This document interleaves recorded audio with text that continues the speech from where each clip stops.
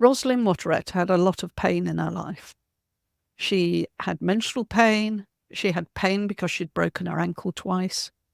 She had gallstones and needed a gallstone operation. So her experience of life was pain. But she changed all that. I'm going to let her tell you the story because it's really interesting and very insightful. You'll enjoy it. Yeah, so from when I was very young, I had health issues that I don't think I ever expected were health issues. So even at 13, 14-year-old, I wouldn't be able to breathe properly. I wouldn't be able to run. Doing cross country, which was pretty much running a mile, was difficult. Broke my ankle twice. I broke my finger, had weak ligaments, weak joints, had ankle pain right the way from I was 13 years old from when I broke my ankle twice, and just never ever been able to maintain any sort of fitness or athletic life because even walking would be sore on my ankle. Then when I was in my early 20s, I had symptoms of gallstones, and these persisted for about 2 years, and I was in and out of hospitals, and because I was so young, no one pinned it on gallstones. I was told it was women issues. I told it was my menstrual cycle. I was told that women my age just have these issues and that's it. And then I finally got diagnosed with gallstones after months of being in agony. So you had lots of health problems. Did you feel that this was just going to be your lot in life, that you would always be feeling unwell, always have something going on? Yeah, so I don't think that I ever thought like the asthma and things were a thing that can be cured. I think I just thought that that was like a natural state of life, that we were meant to be like that. There was people in my class that were like that. Allergies, hay fever, things like that were all just like a natural part of life. Now, when I had my gallstones, I did obviously think, like, how am I going to live my life like this when I was in absolute agony? Like, it's the sorest thing that I've ever been through. And I couldn't really see a way moving forward being in this pain, especially when they couldn't find any sort of reason for it. So then when I got told that I would be getting my gallbladder out, I actually asked the doctors, well, is there anything else I can do? Now, I was a 22-year-old woman, and I was going to get a scar this size on my belly. Now, thankfully, they managed to do it with keyhole surgery, but that was one of the things they said. You might end up with a scar, which was like terrifying to me at 22 years old. Like when I'm going to the beach or wearing clothes or my friends aren't going to look like that. So I didn't want the surgery, and I said, is there anything else I can do? And it was like, no, there's nothing else. Like, you can't change your lifestyle. Like, I drank, I smoked, I ate takeaways every weekend. None of this was ever explained to me that, like, I could actually maybe change my health through my lifestyle. So I went away and I got my surgery, and again, nothing about lifestyle. I was like, can I eat anything I want? Can I do anything I want? Yep, absolutely fine. And then I would eat fried chicken, I would eat halloumi, I would eat steak, and I would be in absolute agony about an hour later because my stomach just couldn't digest it. So then I started realising what it was that was making me ill. And I said to myself, like, I actually cannot put myself through this anymore. I need to change something. So at that point, I took my health into my own hands. That was the first epiphany that I had, right? I need to be changing something here. And at that point, I started taking out fried food, started taking out like hard cheeses, started taking out unhealthy things like that. Alcohol would make it worse, so I would like drink less of the alcohol that made it worse. And yeah, that's when I started changing at that point. So you started to change the food you were eating and things started to improve. Yeah. Did your asthma and things like Yeah. that improve? When I first started taking out the foods that I knew were making me feel unwell, I was immediately had better digestion. I didn't have the pain anymore. I didn't have I'd be lying on the bathroom floor, like in the fetal position, like in agony. So I did have instant relief that made me think, right, I want to continue doing this. And I think that is a major thing about when you're changing a lifestyle, that you like, people want immediate relief, they want immediate um like good things to come of it, and I did have that immediate thing. But I never had the health that I did now. That still took me another 5-6 years to then get to the point that I took inflammation out my body. I took away the asthmatic symptoms. I took away the joint pain, and that happened when I didn't just take out the fatty animal products. I then started going whole food plant based. So even when I took out the fatty products, I would maybe still eat like inflammatory foods in the way of like maybe a vegan burger or some fatty oily food like in another form. I wasn't getting the stomach pains, I wasn't getting the gallstone pains, but I did still have inflammation in my body, and I did still have excess weight. I still had like joint issues like knee or ankle. And then when I went whole food plant based, all of that just sort of started leaving me. I was able to run for the first time in 20 years. I was able to hike up hills without ankle pain.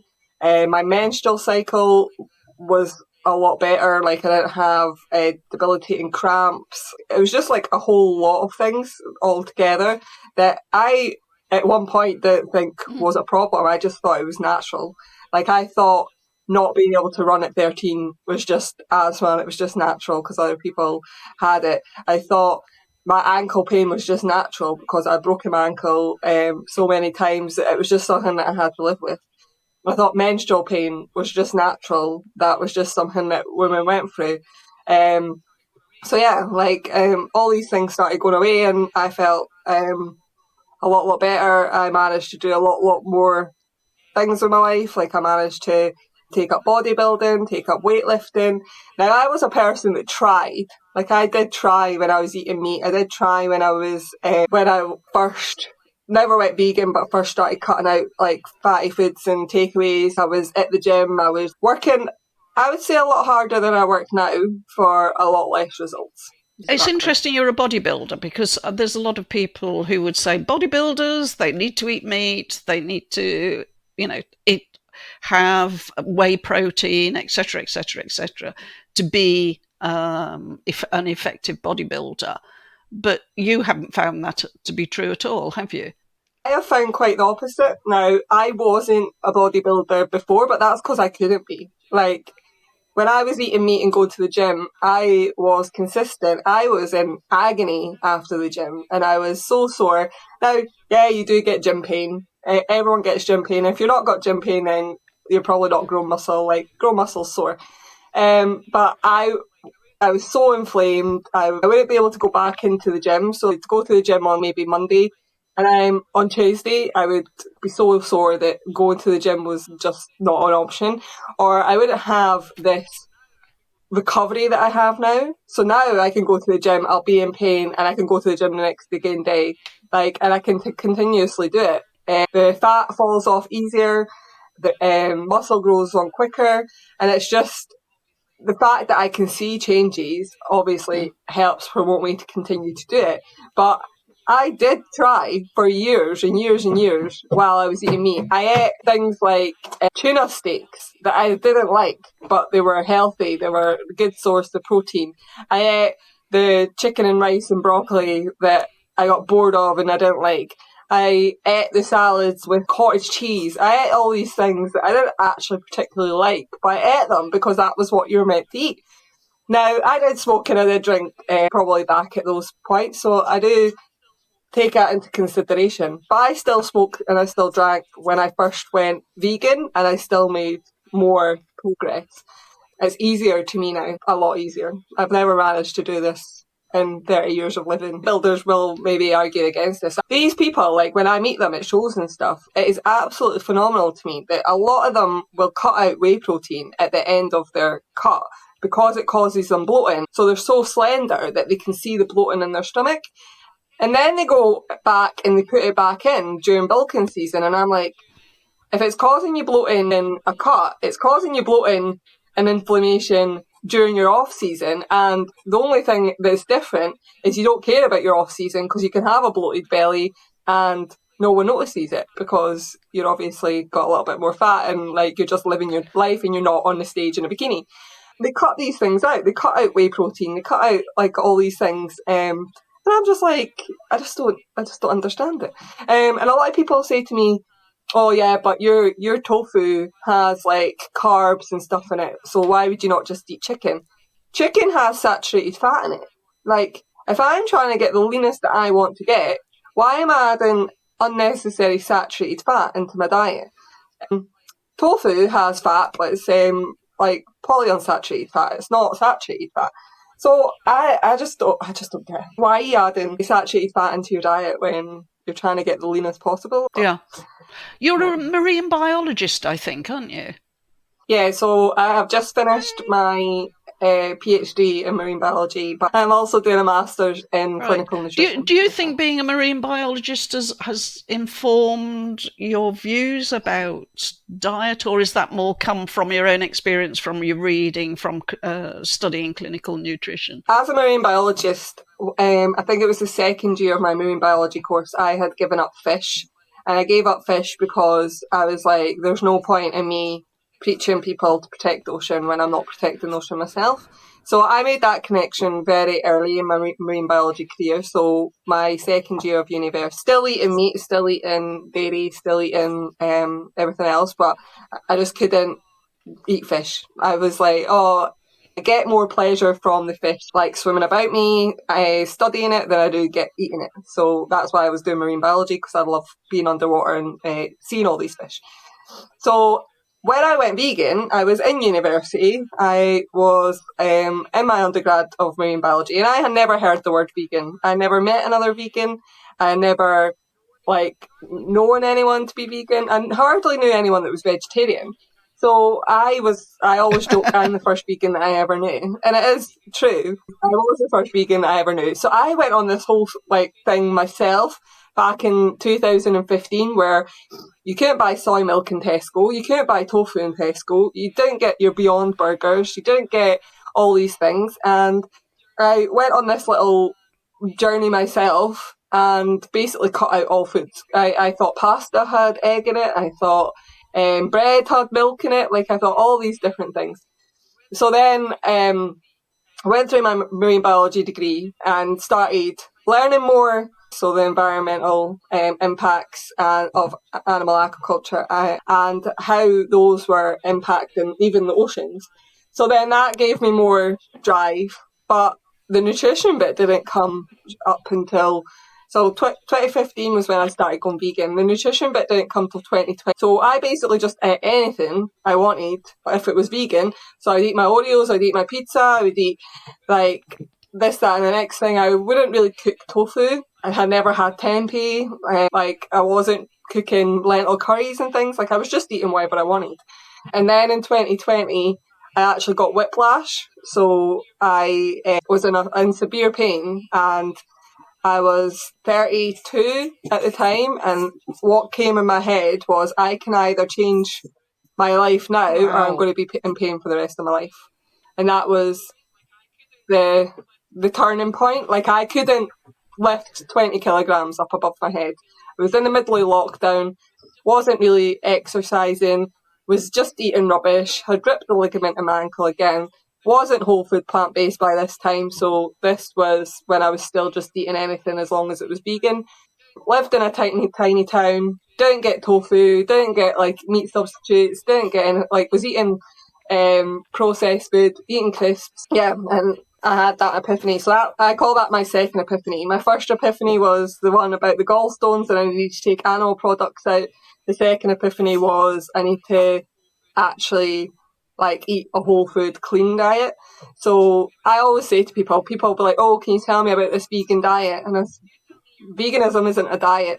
If you tell me you're vegan, I know what you're not eating. I don't know what you are eating.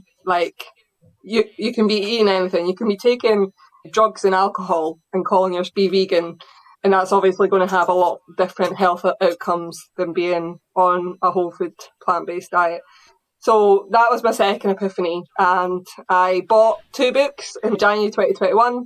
One was Alan Desmond and one was Gemma Newman, and I read those and I went whole food plant-based from then. It's really interesting. You're talking about pain because you had the ankle pain, and that got sorted, and now you're talking about whiplash. Yeah. Now, when people think about pain from injury, they generally don't think about diet. I've got an interesting interview with a man called Paul Yude. He went vegan for the animals, and then discovered that the crippling arthritis he'd suffered from, all the pain went. He wasn't expecting that, so it definitely was not a placebo effect. And it just went. And you're recounting similar sort of things, that a whole food plant-based diet, a proper vegan diet can really improve even pain that's been brought about by an accident or an injury. I know it to be true because when I don't eat healthy, my pain comes back. The first thing it comes back is my menstrual cycle is a lot more painful. So I don't know if I'm inflaming something down there. Like, I've never had like endometriosis or polycystic ovary syndrome or anything like that, but like I do get a lot higher symptoms, and I know people that have treated those conditions with plant-based diets. So that's the first thing. I can tell when my diet is going off the tracks because I start getting pain. And that's the first sort of thing that comes. And then, like, I might get joint pain or ankle pain, or I'm just feeling more sluggish. I get more gym pain. And then I'm like, right, let's clean this up. And that usually happens during periods of stress, like writing a PhD, when you're up till all hours in the morning and eating biscuits. So it's easy food. When that happens, you're eating easy food. And I can feel myself going back. I can feel the inflammation coming back into my body. It's a really useful thing, this idea that what you said about a vegan diet, and it's not just about what you don't eat.